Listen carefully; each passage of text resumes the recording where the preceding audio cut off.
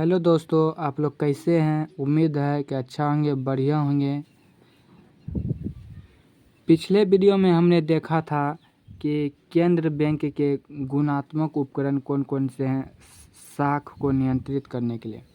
आज हम देखेंगे क्रेडिट क्रिएशन या फिर एकल बैंकिंग प्रणाली में साख का सृजन कैसे किया जाता है।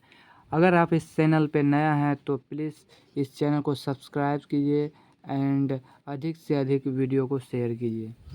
तो चलिए आज देखते हैं साख सृजन कैसे किया जाता है एक वाणिज्य बैंकों के द्वारा। यह क्वेश्चन बहुत ही बार पूछा गया है कि साख सृजन केंद्र बैंक करता है या फिर कॉमर्शियल बैंक करता है। तो आपका हमेशा उत्तर होगा कॉमर्शियल बैंक करता है। ठीक है, तो चलिए क्रेडिट क्रिएशन कैसे किया जाएगा। पहला देखिए, यहाँ पे चक्र मतलब अवस्था होता है। प्रथम अवस्था हो गया, यह प्रथम अवस्था, द्वितीय होता है मतलब इसको राउंड कहते हैं या फिर स्टेज इसको कहते हैं। ठीक है, डिपॉजिट मतलब जमा, कितना जमा किया गया पहला 1000। क्रेडिट मतलब ऋण कितना है, LRR मेरा कितना है, लीगल रिजर्व रेशियो। ठीक है, 10% दिया हुआ है।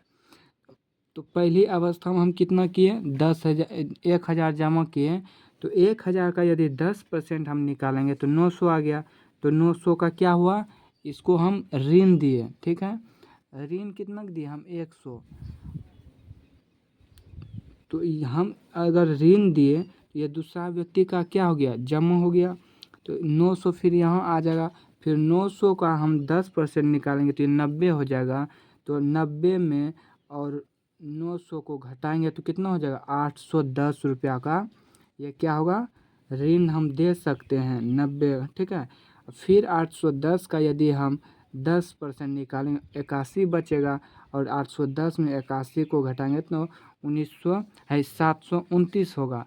तो यह प्रक्रिया इसी तरह चलते रहेगा। तो अब इसका फार्मूला होता है क्या, टोटल क्रेडिट क्रिएशन। क्या फार्मूला होता है, टोटल क्रेडिट क्रिएशन या कुल साख सृजन का फार्मूला होता है 1/LRR इंटू आरंभिक जमा या इनिशियल डिपॉजिट। तो मान लेते हैं मेरा 1/LRR कितना दिया हुआ था, 10% दिया हुआ। तो हम 10% का आरंभिक जमा, जो पहली बार जमा होता है उसी को हम कहते हैं आरंभिक जमा।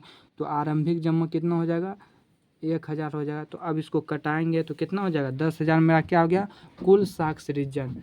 मतलब यदि कॉमर्शियल बैंक के पास 1000 जमा किया तो उससे वह बैंक 10,000 तक कमा सकता है। ठीक है, आगे हम देखते हैं।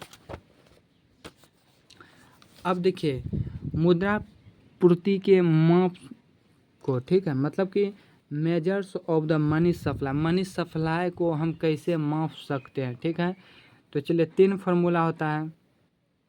M1 पहला क्या आता है, M1 मतलब कि पहला फार्मूला इसका वो M1 मनी सप्लाई को मापने का पहला फार्मूला M1 होता है।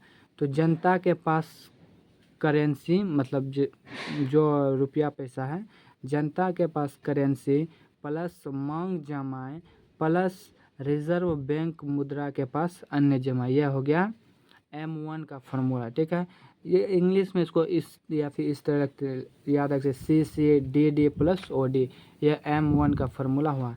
M2 का फार्मूला होता है M1 प्लस डाक खानों के बचत खातों में जमाएं।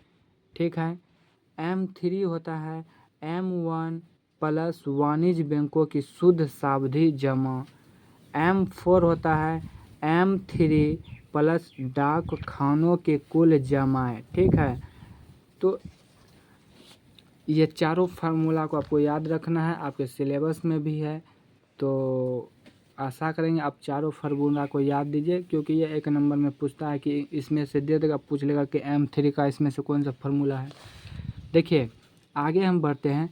M1 और M2 को संकुचित मुद्रा या फिर नैरो कॉन्सेप्ट कहते हैं। क्या है, छोटा कॉन्सेप्ट, संकुचित मतलब छोटा। ठीक है, M4 और M3 को विस्तृत मुद्रा कहते हैं या फिर बॉर्डर कॉन्सेप्ट कहते हैं। आज यह चैप्टर ख़त्म हो गया, आगे हम दूसरा चैप्टर शुरू करेंगे। धन्यवाद।